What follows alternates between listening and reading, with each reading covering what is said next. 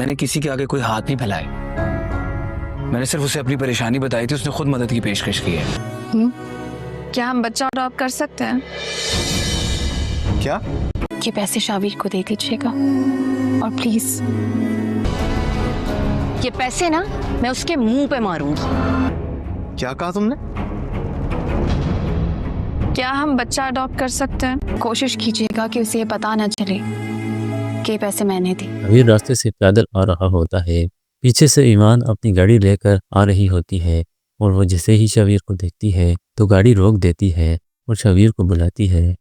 Shower اسے بتاتا ہے میری گاڑی خراب ہو گئی ہے اور میں نے گھر سے نکالی ہی نہیں ہے، تو ایمان اسے لفٹ دیتی ہے اور گھر تک لے کے جاتی ہے۔ راستے میں باتوں باتوں سے شاویر اسے بتا دیتا ہے کہ اسے پیسے کی بہت زیادہ تنگی چل رہی ہے اور وہ کوشش کر رہا ہے کہ کہیں سے قرض مل جائے۔ ایمان جب شاویر کی یہ بات سنتی ہے تو اس کا دل نرم سا ہو جاتا ہے۔ دوسری طرف فبیہہ کی ماں کی طبیعت بہت زیادہ خراب ہوتی ہے اور وہ چلنے پھرنے کی بھی قابل نہیں ہوتی۔ اسے یہ لگ رہا ہوتا ہے کہ وہ ان لوگوں کا بوجھ بن چکی ہے، مگر فبیہہ اور اس کا باپ اسے بولتا ہے تم ایسا بالکل نہیں سوچو، کیونکہ تم ہمارے لیے بہت اہم ہو۔ اس کے بعد ایمان اپنی ساس کو کچھ پیسے دیتی ہے اور انہیں بولتی ہے آپ یہ پیسے شاویر کو دے دینا، اور ہو سکے تو میرا نام بالکل نہیں لینا۔ اس کے بعد آپ دیکھیں گے کہ مہک آریان کو بولے گی کہ مجھے آپ سے بہت ضروری بات کرنی ہے، کیا ایسا ہو سکتا ہے کہ ہم کوئی بچہ اڈاپٹ کر لیں؟ آریان جب مہک کی یہ بات سنتا ہے تو بہت زیادہ حیران ہو جاتا ہے، اور وہ مہک کو کہتا ہے ایسی باتیں تم کیوں سوچ رہی ہو؟ میں ایسے ہی پوری زندگی تمہارے ساتھ گزار لوں گا کیونکہ میں تم سے محبت کرتا ہوں۔ مگر مہک اسے یقین دلاتی ہے کہ میں یہ سب اپنے لیے کر رہی ہوں کیونکہ مجھے بچوں کا بہت زیادہ شوق ہے۔ آریان بھی اس کی اس بات پر غور کرتا ہے۔